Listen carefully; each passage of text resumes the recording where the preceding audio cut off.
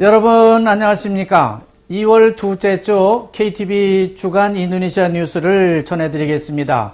먼저 인도네시아 정치권 뉴스입니다.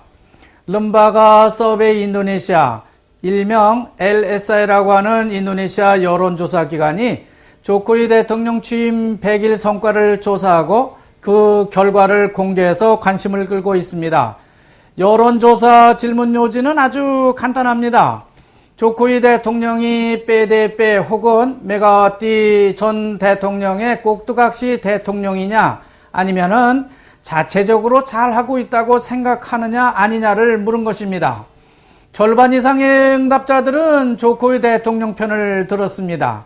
55.8%가 그 누구의 간섭도 받지 않고 독립적으로 새 정부를 잘 이끌고 있다고 답한 것입니다. 그렇지만 문제는 23.6%나 되는 응답자가 빼대삐나 메가와티 총재의 수렴 청정을 받고 있는 것으로 대답한 것입니다. 콤파스 신문은 BG 경찰청장 임명 보류 이후부터 조코위 대통령 발언이나 기사를 일면 톱으로 실지 않고 있습니다. 대통령이 오락가락하고 있으니까 좀 더 지켜본 후에 기사를 쓰겠다는 것으로 생각되는 것입니다. 대통령이 오락가락하니까 조코위 대통령 궁 안에서도 한 목소리가 나오지 않고 있습니다. 각각 내비치는 해법이 서로 다릅니다. 조코위 대통령은 이런 정치적 난국을 해결하기 위해서 군부 최고 지휘관들을 만나고 있습니다. 이어서 딘 삼수딘 이슬람 지도자 평의의 총재도 만나고 메가와티 빼대삐 총재까지 만나서 해법을 논의하고 있지만 아직도 해법은 보이지 않나 봅니다. 조코위 대통령은 일단 BG 경찰청장 임명을 유보한 가운데 까엠페와 까이하 양쪽을 오가는 외줄타기 타협을 시도하고 있는 것 같습니다. 조코위 대통령 본인은 빼대빼 소속이지만 까엠페를 이끌고 있는 프라보를 만나서 조코위 제이카 정부의 정치적 지지를 이끌어내고 있습니다. 이것은 결과적으로 까이아를 이끄는 메가와티의 정치적 입지를 아주 궁색하게 만들고 있습니다. 견제를 하려는 것으로 풀이되는 것이죠. 조코위의 정치적 견제 시스템이라고 해도 좋을 것 같습니다. 까이아 여당이 조코위가 내미는 압력은 까엠페 야당에 맡기고 메가와티가 행사하려는 압력은 프라보가 상대하도록 새 판을 짜고 있는 겁니다. 프라보도 조코위와 협력을 하겠다고 화답했습니다. 아주 묘한 정치적 구도가 되고 있는 것이죠. 이와 같은 정치적 싸움은 여당과 야당 그리고 메가는 프라보에게 맡기고 자신은 국정에만 전념하겠다는 의지로 풀이됩니다. 마치 우리나라 이명박 정부 때와 비슷한 현상이 나타나고 있는 겁니다. 이런 가운데 BG 경찰총장 내정자는 조코위 대통령의 대사 자리를 거절하고 있습니다. 자진 사퇴는 하지 않겠다는 것이죠. 더 이상한 것은 팀 신빌란이 부디 와세소라고 하는 새로운 인물을 차기 경찰청장 후보로 천거하고 있는 것입니다. 거기다 진급도 급하게 시키고 있습니다. 하지만 그는 자카르타와 같은 A급 지방경찰청장을 해본 경험이 없기 때문에 조코위가 그를 청장 후보로 내정하게 되면 더 큰 경찰 내부 문제가 발생할 것으로 내다보고 있습니다. 겉으로 보기에 카페가와 경찰 간의 기싸움 같지만 자세히 뒷배경을 살펴보면 아주 복잡한 정치적 역학이 얽혀있는 걸 볼 수 있습니다. 결국 까이아 대 까엠페, 빼대빼 메가와티와 그린드라의 프라보, 그리고 빼대 민주당의 SPA를 대신해서 카페가와 경찰이 기싸움을 벌이고 있는 것이라고 할 수 있겠습니다. 조코위 대통령이 훌쩍 아세안 국가 친선 방문을 떠났습니다. 점점 더 복잡하게 얽혀만 가고 있는 정국, 도무지 앞이 보이지 않는 정국을 잠시 피하게 된 것 같습니다. 정치권 뉴스는 여기서 마치고요. 다음은 인도네시아 경제, 사회, 그리고 교민사회 주요 뉴스를 살펴보도록 하겠습니다.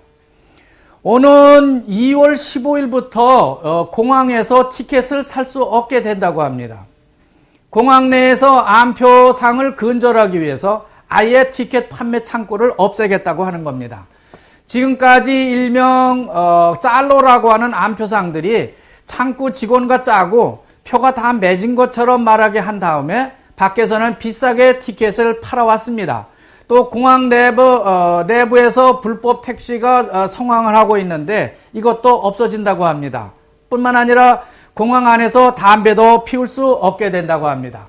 이제부턴 공항관리공단에 등록된 택시만 공항 지입을 허용하고 흡연을 하는 승객에겐 벌금을 크게 매기겠다고 하는 겁니다. 한번 우리가 기대해봐도 좋을 것 같습니다.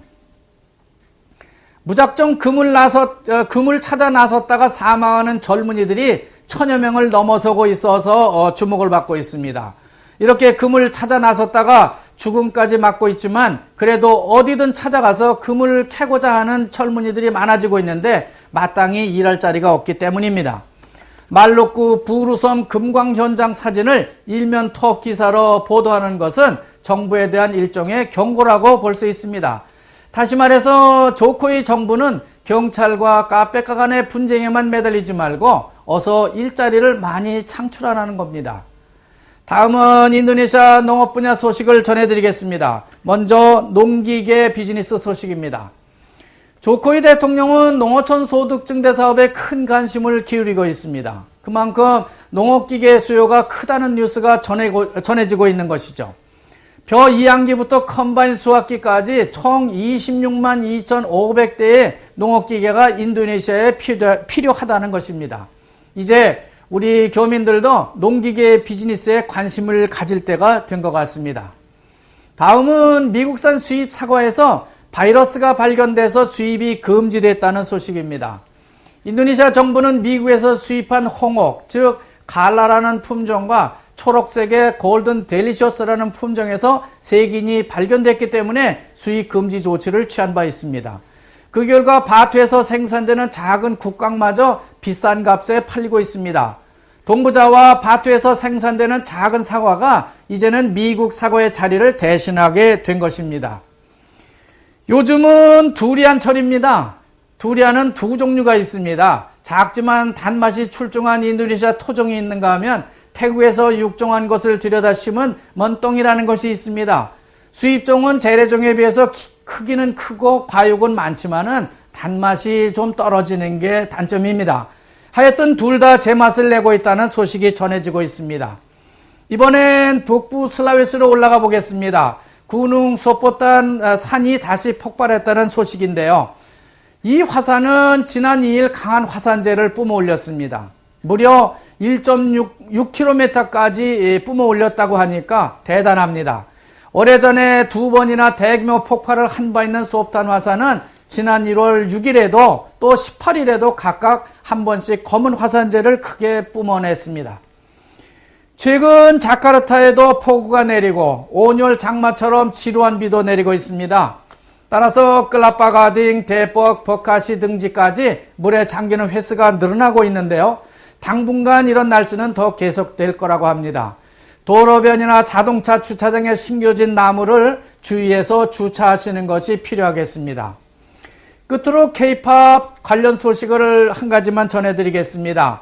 외국산 영화라든지 드라마, 코미디, 음악 이런 인도네시아 문화 시장을 휩쓸고 있는 것은 모두 외국산 제품이라고 해서 뉴스가 전해지고 있습니다. 영화의 70%가 미국산이지만 요즘은 인도와 중국, 유럽 영화도 만만치 않게 인도네시아에서 성황되고 있습니다. 특히 도레몬과 같은 어린이 만화 영화는 일본 일색이라고 합니다. 거기다 최근 한국도 인도네시아 시장에 뛰어들고 있다고 소개하고 있습니다. K-POP, K-뷰티, K-푸드, K-패션에 이어서 오는 6월에는 블리츠, 메가플렉스 등에서 페스티벌 필름 행사까지 동원한다는 얘기인데요. 이렇게 한국 문화상품이 공세를 펴고 있다는 겁니다. 부러움과 미움이 교차하는 그런 뉴스가 아닌가 생각됩니다. 시청자 여러분, 김영선 전 인도네시아 대사를 잘 아시죠? 그분이 다시 우리 교민들과 교감을 갖게 된 것 같습니다. 지난주 그분이 한국 아시안 센터 사무총장에 임명되신 겁니다. 사무총장이 되신 것을 축하합니다. 이것으로 금주 인도네시아 뉴스는 마치도록 하겠습니다. 시청자 여러분, 다음 주 이 시간까지 안녕히 계십시오. 고맙습니다.